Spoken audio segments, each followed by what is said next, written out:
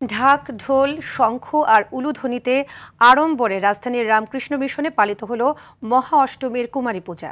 বেলা ১১টায় শুরু হয়ে কুমারী পূজা চলে দুপুর 12:30 পর্যন্ত। এবারের কুমারী দেবীর আসন আলো করেন ৬ বছর বয়সী লাবণ্য চ্যাটার্জি। হাতে পদ্ম নিয়ে ভক্তদের আশীর্বাদ উপহার ছড়ান ছোট্ট উমা।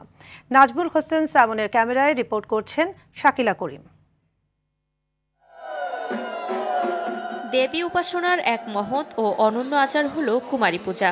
প্রতিমা নয়, জীবন্ত কুমারী কন্যাকে দেবীর প্রতীক রূপে পূজা করা এ এক অপূর্ব সাধনার রূপ। মহা অষ্টমীর দিনে এই পূজার মাধ্যমে শ্রদ্ধা নিবেদন করা হয় নারীত্বের শক্তি ও পবিত্রতার প্রতি।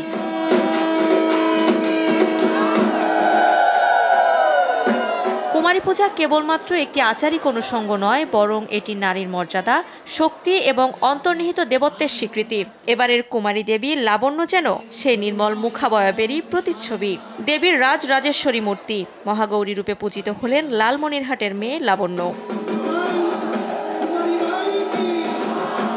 ভক্তরা বলছেন, যে শক্তি সৃষ্টি করে সে রক্ষা করে এবং সময়ের প্রয়োজনে বিনাশও ঘটায়। নারী কেবল পূজিতা নয়, সে শক্তির উৎস, করুণার আধার। প্রতিটি নারীর মধ্যেই মা ভগবতীর রূপ প্রকাশিত। আজকে শক্তির যে আমাদের দেবী আমাদের সামনে আছেন, তো সেই শক্তি রূপে একজন কুমারীকে পূজা করা হয়।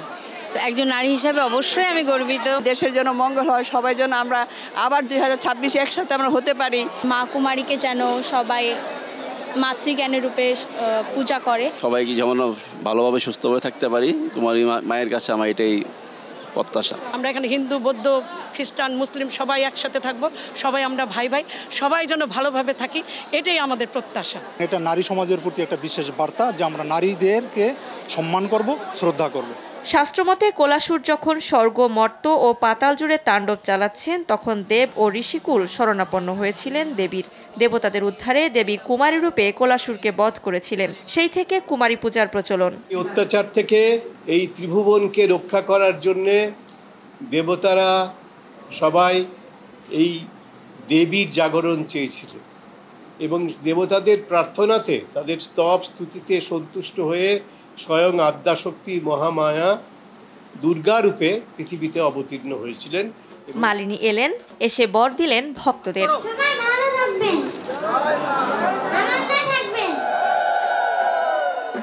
একটি পবিত্র মুখ, একটি নিষ্পাপ চাহনি, আজ এই কুমারী কন্যার মাঝে অধিষ্ঠিত জগতের মহাশক্তি, যে শক্তি প্রতিষ্ঠিত করে নারীর প্রতিনিধিত্বকে। রামকৃষ্ণ মিশন থেকে শাকিলা করিম, RTV, ঢাকা।